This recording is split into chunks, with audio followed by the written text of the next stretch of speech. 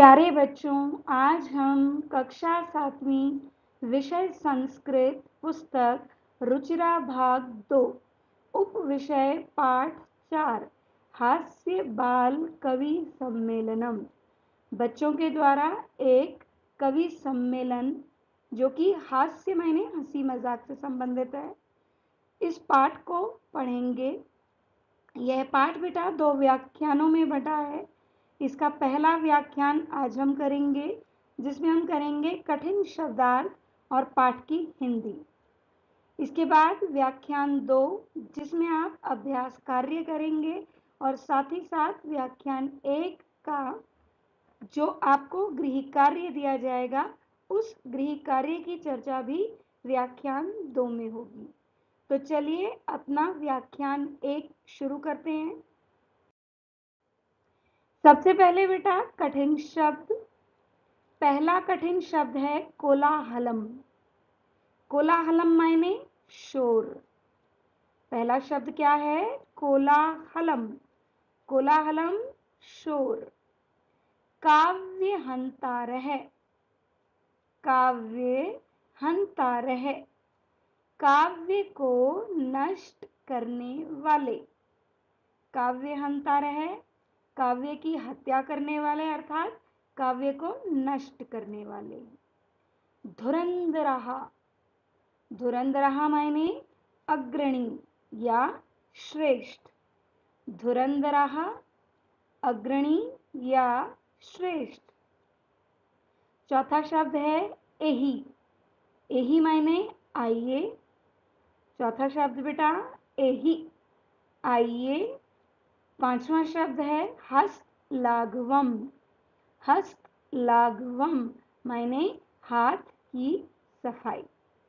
तो पहला शब्द कोलाहलम, जिसकी हिंदी है शोर। कोलाहलम शोर। काव्य हंतारह, काव्य को नष्ट करने वाले। धुरंधरः अग्रणी श्रेष्ठ। धुरंधरः अग्रणी श्रेष्ठ। एही, एही की हिंदी आइए।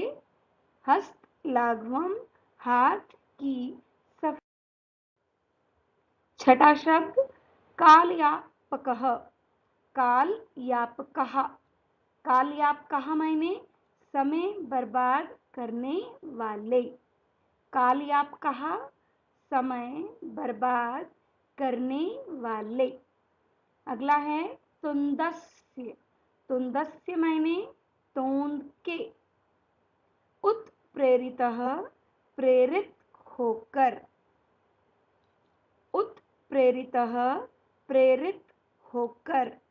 नौवां शब्द है श्राव्यति, सुनाता है। श्राव्यति सुनाता है। भोज्य लोलुपम। भोज्य लोलुपम। भोज्य मायने खाना यानी भोजन, लोलुपम लालची या लोभी।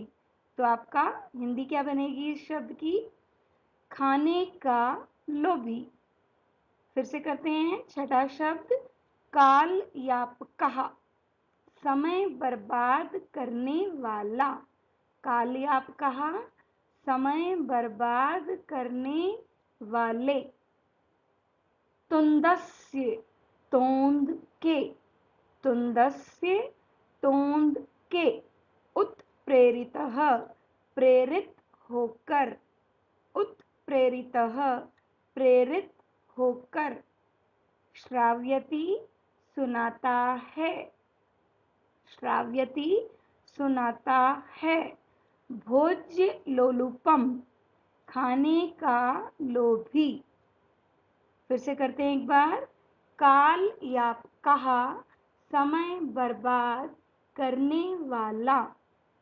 तुंदस्य तोंद के। उत्प्रेरितः प्रेरित होकर। नौवां शब्द श्राव्यति, सुनाता है। श्राव्यति सुनाता है। भोज्य लोलुपम खाने का लोभी। भोज्य लोलुपम खाने का लोभी। विविध वेशभूषा धारितः चत्वारः बालकवयः मंचस्य उपरि उपविष्टाः सन्ति। विविध मायने विभिन्न, अलग अलग तरह की। वेशभूषा मायने वस्त्र कपड़े। धारितः धारण किए हुए यानी पहने हुए। चत्वारः चार। बाल कवयः बालक कवि के रूप में, तो बाल कवि।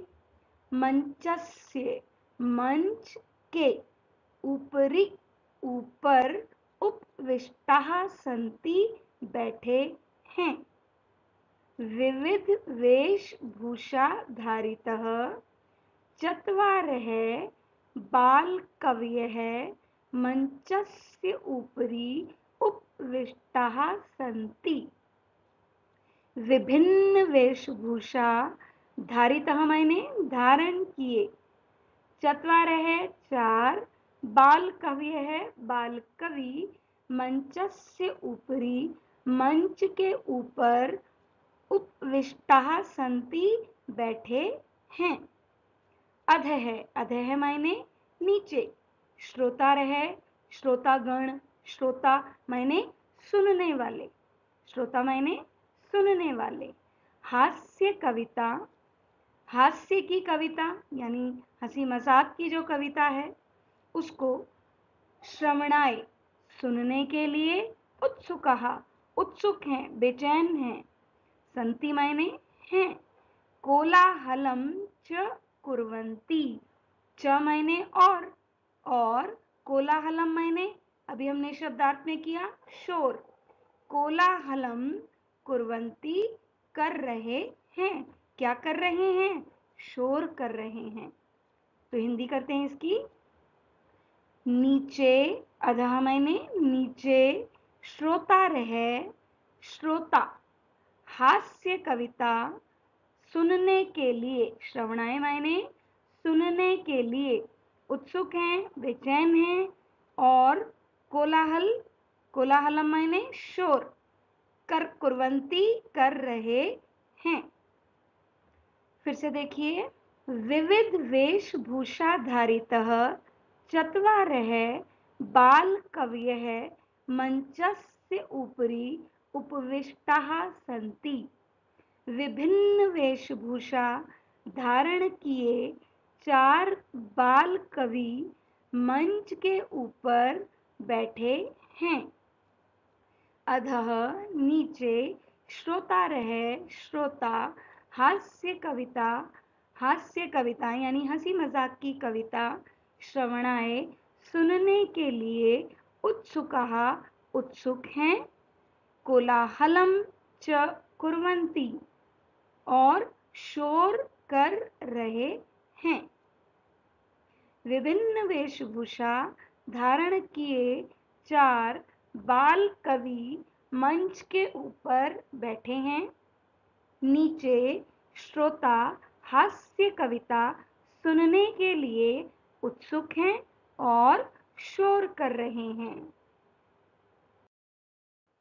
संचालकः संचालक। अलम कोलाहलेन शोर मत करो। अलम कोलाहलेन शोर मत करो। अद्य आज परम हर्षस्य बड़े हर्ष का अवसर है। यत् कि हमारे अस्मिन् हमारे कवि सम्मेलन में काव्य हंतारः काव्य की हत्या करने काव्य को नष्ट करने। कालयापकाश्च कालयापकाः च। संधि विच्छेद क्या होगा बेटा? कालयापकाः च। कालयापकाः च माने समय को बर्बाद करने वाले। भारत के धुरंधराः हास्य कवि धुरंधराः धुरंधर हास्य कवि समागतः सन्ति आए हुए हैं। एहि आओ आइए करतल ध्वनिना तालियों की आवाज से वयम हम सब एतेषाम इनका स्वागतम कुर्मः, स्वागत करें। फिर से बेटा एक बार, संचालक है संचालक, अलम कोलाहलेन, शोर मत करो। अद्य आज परम हर्षस्य अवसरः, बड़े ही हर्ष का अवसर है।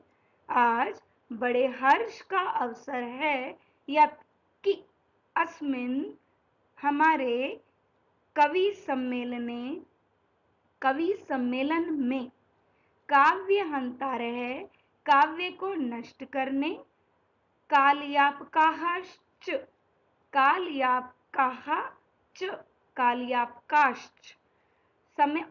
समय को बर्बाद करने वाले भारतस्य हास्य कवि धुरंधरः, भारत के धुरंधर हास्य कवि आए हुए हैं। समागतः सन्ति, आए हुए हैं। समागतः सन्ति, आए हुए हैं। एहि, आओ, करतल ध्वनिना, तालियों की आवाज से, वयम, हम सब, एतेषाम, इनका, स्वागतम कुर्मः, स्वागत करें। आओ, तालियों की आवाज से हम सब इनका स्वागत करें। संचालक, शोर मत करो, आज बड़े हर्ष का अवसर है कि हमारे कवि सम्मेलन में काव्य को नष्ट करने और समय को बर्बाद करने वाले भारत के धुरंधर हास्य कवि आए हुए हैं। आओ, तालियों की आवाज से इनका स्वागत करें। गजाधर है, सर्वे भयो अरसिकः, सर्वे भयो अरसिके भयो, नमो नमः। सभी अरसिक यानी नीरस व्यक्तियों को मेरा प्रणाम।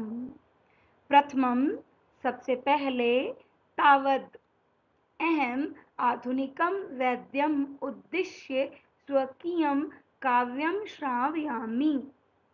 सबसे पहले मैं आज के आधुनिक चिकित्सक के बारे में कविता सुनाना चाहता हूँ। स्वकीयम, अपनी कविता सुनाना चाहता हूँ। गजाधर, सभी अरसिक नीरस व्यक्तियों को मेरा प्रणाम। सर्वे भयो अरसिके भयो, नमो नमः।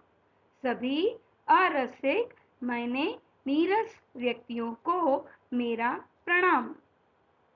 प्रथमं तावत् अहम आधुनिकम वैद्यम उद्दिश्य स्वकीयम काव्यम श्रावयामि। सबसे पहले मैं आज के आधुनिक चिकित्सक के बारे में अपनी कविता सुनाना चाहता हूँ। वैद्यराज नमस्तुभ्यं, यमराज सहोदर, यम अस्तु हरति प्राणान्, वैद्यः प्राणान् धनानि च। वैद्यराज, हे वैद्यराज, हे वैद्यों के राजा, हे चिकित्सकों के राजा, नमस्तुभ्यं, आपको मेरा प्रणाम। यमराज सहोदर, आप तो यमराज के भाई जान पड़ते हैं। यमस्तु, यमः अस्तु हरति प्राणान, यमराज तो केवल प्राणों का हरण करते हैं। वैद्यः प्राणान धनानि च, लेकिन वैद्य यानी चिकित्सक तो प्राणों और पैसों दोनों का हरण कर लेते हैं। वैद्यराज, हे वैद्यराज, हे वैद्यों के राजा, हे चिकित्सकों के राजा, नमस्तुभ्यं, आपको मेरा प्रणाम। यमराज सहोदर, आप तो यमराज के भाई जान पड़ते हैं। यमः अस्तु हरति प्राणान, कि यमराज तो केवल प्राणों का हरण करते हैं। वैद्यः, लेकिन प्राणान धनानि च, लेकिन चिकित्सक तो प्राणों और पैसों दोनों का हरण कर लेते हैं। फिर से एक बार सुनिए बेटा। गजाधरः सर्वे भयः रसिके भयः नमो नमः। सर्वे भयो अरसिके भयोः नमो नमः। सभी अरसिक यानी नीरस व्यक्तियों को मेरा प्रणाम। प्रथमं तावत् अहम् आधुनिकं वैद्यम् उद्दिश्य स्वकीयं काव्यं श्रावयामि। सबसे पहले मैं आज के आधुनिक चिकित्सक के बारे में अपनी कविता सुनाना चाहता हूँ। वैद्यराज, हे चिकित्सकों के राजा, नमस्तु भयम, आपको मेरा प्रणाम। यमराज सहोदर, आप तो यमराज के भाई जान पड़ते हैं। यमस्तु, यमः अस्तु हरति प्राणान, यमराज तो केवल प्राणों का हरण करते हैं। वैद्यः प्राणान धनानि च, लेकिन चिकित्सक तो प्राणों और पैसों दोनों का हरण कर लेते हैं। सर्वे उच्च ही हसंती, सभी जोर से हंसते हैं। कालांतकः, अब दूसरा जो बाल कवि है कालांतक वो आता है। सबसे पहले कौन आया? गजाधर है। और अब कौन है? कालांतक। कालांतकः, अरे वैद्य अस्तु सर्वत्र परंतु न ते मादृशाः कुशलाः जनसंख्या निवारणे। मम अपि काव्यम इदं शृण्वन्तु भवन्तः। कालांतक, अरे वैद्य अस्तु सर्वत्र, वैद्य तो हर जगह पाए जाते हैं, परंतु लेकिन नैते मादृशः, वो मेरी तरह कुशलः जनसंख्या निवारणे, जनसंख्या के निवारण में कुशल नहीं है। मेरी कविता भी, ममापि काव्यम इदं शृण्वन्तु भवन्तः, मेरी कविता भी ध्यान से सुनिए। कालांतकः, अरे वैद्य अस्तु सर्वत्र परंतु नैते मादृशाः कुशलाः जनसंख्या निवारणे, कि वैद्य तो हर जगह पर पाए जाते हैं, परंतु लेकिन वो मेरी तरह जनसंख्या के निवारण में कुशलाः कुशल नहीं है। ममापि काव्यम इदं शृण्वन्तु भवन्तः, मेरी कविता भी ध्यान से सुनिए। चितां प्रज्वलितां दृष्ट्वा वैद्यो विस्मय आगतः। न अहं गतो न मे भ्राता, कस्यद् इदं हस्तलाघवम्। चितां प्रज्वलितां दृष्ट्वा वैद्यो विस्मय आगतः। न अहं गतो न मे भ्राता, कस्यद् इदं हस्तलाघवम्। चितां प्रज्वलितां, चिता को जलता हुआ देखकर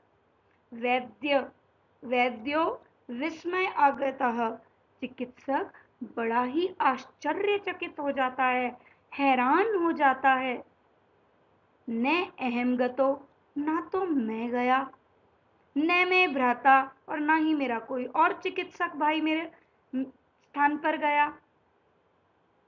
तो यह कस्यद इदम, तो यह किसके हाथ की सफाई है? हस्तलाघवम मायने हाथ की सफाई, अर्थात जल रही चिता के प्राणों का हरण किसने किया है, यानी कि ये चिता जो जल रही है इसे मारने वाला कौन है? चितां प्रज्वलितां दृष्ट्वा वैद्यो विस्मय आगतः। न अहं गतो न मे भ्राता, कस्यद् इदं हस्तलाघवम्। चिता को जलता हुआ देखकर चिकित्सक बड़ा ही आश्चर्यचकित हो जाता है कि ना तो मैं गया और ना ही मेरा भाई, तो यह किसके हाथ की सफाई है? अर्थात यह जल रही चिता के प्राणों का हरण किसने किया है? सर्वे पुनः हसंती, अब सभी फिर हंसने लगते हैं। सर्वे पुनः हसंती, सभी फिर से हंसने लगते हैं। अब तीसरा बाल कवि आ रहा है। कौन है वो? तुंदिलः।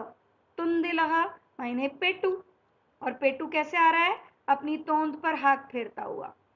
तुंदिलह तुंदस्य ऊपरी हस्तम आवर्तयन, तोंद के ऊपर हाथ फेरता हुआ कहता है, क्या कहता है?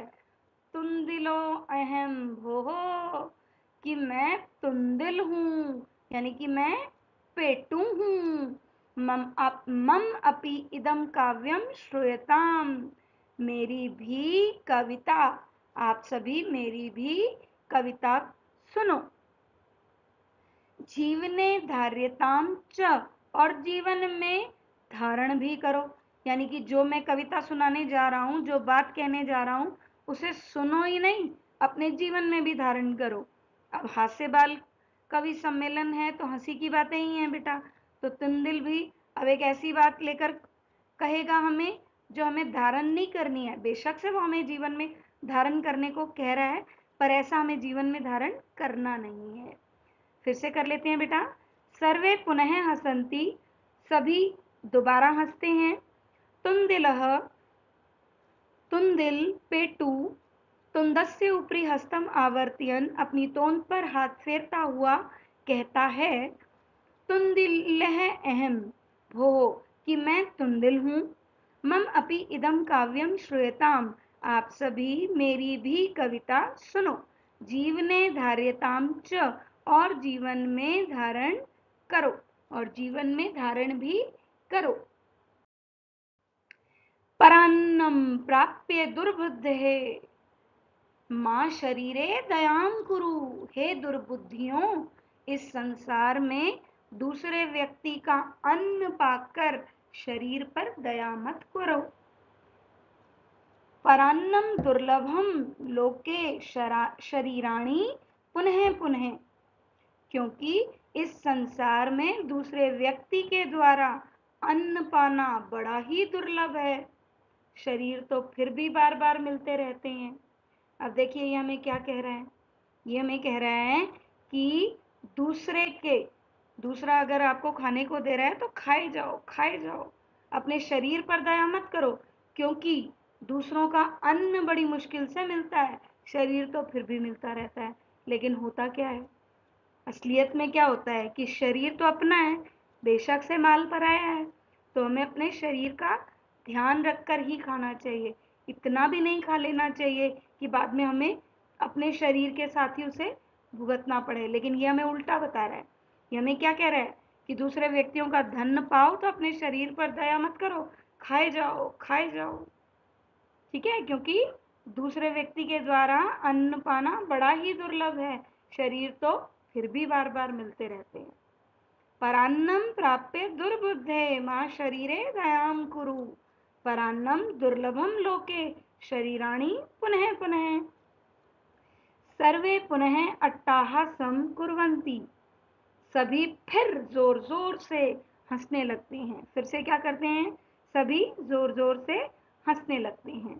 तो परान्नम प्राप्य दुर्बुद्धे, हे दुर्बुद्धियों, इस संसार में दूसरे व्यक्ति का अन्न पाकर, माँ शरीरे दयाम कुरु, शरीर पर दया मत करो, क्योंकि इस संसार में दूसरे व्यक्ति के द्वारा अन्न पाना बड़ा ही दुर्लभ है, कठिन है।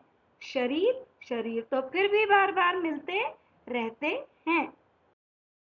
चार्वाक, आम आम हाँ हाँ शरीरस्य पोषणम सर्वथा उचितम एव, हाँ हाँ शरीर का पोषण करना ही सबसे उचित होता है। यदि धनम न अस्ति, यदि आपके पास धन नहीं है, तदा तो ऋणम कृत्वा अपि, तो ऋण लेकर भी पौष्टिक पदार्थः एव भोक्तव्यः, पौष्टिक पदार्थों का सेवन कर सकते हैं। तथा कथयति चार्वाक कवि, तो चार्वाक कवि कहते हैं, यावज जीवेत, जब तक जियो, सुखम जीवेत, सुख से जियो, ऋणम कृत्वा, कर्ज लेकर, घृतम पिबेत, घी पियो। श्रोता रहे, तब उनमें से एक श्रोतागण जब इस बात को सुनता है तो पूछता है, तहिर ऋणस्य प्रति अर्पणम कथम, तो कर्ज कैसे वापस देंगे? तो कर्ज कैसे वापस देंगे? चारवाक। श्रूयतां मम अवशिष्टम काव्यम, मेरी बची हुई कविता भी सुनो। श्रूयतां मम अवशिष्टम कार्यम, श्रूयतां मम अवशिष्टम काव्यम, मेरी बची हुई कविता भी सुनो। घृतं पीत्वा श्रमं कृत्वा ऋणं प्रत्यर्पयेत् जनः, घी पीकर परिश्रम करो और ऋण को वापस करने का प्रयास करो। काव्य पाठ श्रवणेन उत्प्रेरितः एकः बालकः अपि आशु कवितां रचयति, हासपूर्वकं च श्राव्यति। इन सब का कविता पाठ सुनते हुए एक बालक प्रेरित होकर एक छोटी सी कविता, आशु कविता क्या होती है? छोटी सी कविता की रचना करता है और हंसता हुआ सुनाता है। फिर से चारवाक। श्रूयतां मम अवशिष्टम काव्यम, मेरी बची हुई कविता भी सुनो। घृतं पीत्वा, घी पीकर, श्रमं कृत्वा, श्रम करो, मेहनत करो, परिश्रम करो और ऋणम प्रत्यर्पयेत् जनः, और जिन लोगों से आपने ऋण लिया है उन्हें वापस करने का प्रयास करो। काव्य पाठ श्रवणेन उत्प्रेरितः एकः बालकः अपि आशु कवितां रचयति। इन सब का कविता पाठ सुनते हुए एक बालक प्रेरित होकर एक छोटी सी कविता की रचना करता है और हंसता हुआ सुनाता है। बालकः, बालक। श्रूयतां श्रूयतां भोः, ममापि काव्यम, श्रोतागणों सुनो सुनो, मेरी भी कविता सुनो। गजाधर कविम च ऐव तुंदिलम भोज्य लोलुपम, कवि गजाधर को और भोजन के लालची, भोज्य लोलुपम मायने भोजन के लालची तुंदिल को, कालांतकम, कालांतक को, तथा वैद्यम चार्वाकम च, और वैद्य चार्वाक को, नमाम्यहम, मैं प्रणाम करता हूँ। फिर से सुनिए। कवि गजाधर को और भोजन के लालची तुंदिल को, कालांतक को और वैद्य चार्वाक को मैं प्रणाम करता हूँ। काव्यम श्रावयित्वा हा हा हा कृत्वा हस्ती, अपनी कविता को सुनाकर हा हा हा करके हंसता है। अन्य च अपि हसन्ति, और अन्य लोग भी हंसते हैं। अन्य माने दूसरे, दूसरे भी हंसते हैं। सर्वे गृहं गच्छन्ति, और सब अपने अपने घर को जाते हैं। बालकः श्रूयतां, हे श्रोतागणों, श्रूयतां भोः, ममापि काव्यम, हे श्रोतागणों सुनो सुनो, मेरी भी कविता सुनो। कवि गजाधर को, गजाधर कविम, कवि गजाधर को, च ऐव तुंदिलम भोज्य लोलुपम, और भोजन के लालची तुंदिल को, कालांतक को, कालांतकम, कालांतक को, तथा मैंने और वैद्य चार्वाक को, और वैद्य चार्वाक को मैं प्रणाम करता हूँ। वैद्य चार्वाक को मैं प्रणाम करता हूँ। काव्यम श्रावयित्वा, अपनी कविता को सुनाकर हा हा हा करके, कृत्वा हस्ती, करके हंसता है। अन्य च अपि हसन्ति, अन्य भी हंसते हैं। सर्वे गृहं गच्छन्ति, सभी घर चले जाते हैं। तो बेटा ये आपका पाठ था हास्य बाल कवि सम्मेलनम। अब जो है मैं आपको गृह कार्य दे रही हूँ। तो बेटा आपका गृह कार्य, इस गृह कार्य में 6 प्रश्नोत्तर हैं आपके पास। ये प्रश्न जो हैं इनके उत्तर आपको एक एक पद में देने हैं। निम्नलिखित प्रश्नों के उत्तर एक पद में लिखो। पहला प्रश्न, मंचे कति बालकवयः उपविष्टाः सन्ति, मंच पर कितने बाल कवि बैठे हैं? मंचे कति बालकवयः उपविष्टाः सन्ति? मंच पर कितने बाल कवि बैठे हैं? दूसरा प्रश्न, के कोलाहलम कुर्वन्ति? कौन शोर कर रहे हैं? के कोलाहलम कुर्वन्ति? कौन शोर कर रहे हैं? तीसरा प्रश्न है बेटा, गजाधर है कम उद्देश्य काव्यम प्रस्तौति? गजाधर ने किसके बारे में कविता प्रस्तुत की? अपनी कविता जो है उसने किसके बारे में प्रस्तुत की थी? चौथा प्रश्न, तुंदिलः कस्य उपरि हस्तम आवर्तयति? तुंदिलः माने तुंदिल, पेटू किसके ऊपर हाथ फेरता है? पांचवा प्रश्न, लोके पुनः पुनः कानि भवन्ति? लोके मायने संसार में, पुनः पुनः दोबारा दोबारा, कानि भवन्ति क्या मिल जाता है, क्या प्राप्त हो जाता है? किम कृत्वा घृतम पिबेत? क्या करके घी पियो? किम कृत्वा घृतम पिबेत? क्या करके घी पियो? इन 6 प्रश्नों के उत्तर एक पद में लिखने हैं बेटा आपको। ये आपका गृह कार्य है जिसे अभी आप किस में करेंगे? बिल्कुल सही, कच्ची कॉपी यानी रफ नोटबुक में। जब आपको इन आंसर्स का सॉल्यूशन मिलेगा तो आप मैच करेंगे और उसके बाद ही आप इसे अपनी फेयर नोटबुक यानी पक्की कॉपी में करेंगे। धन्यवाद, मिलते हैं अगले व्याख्यान में।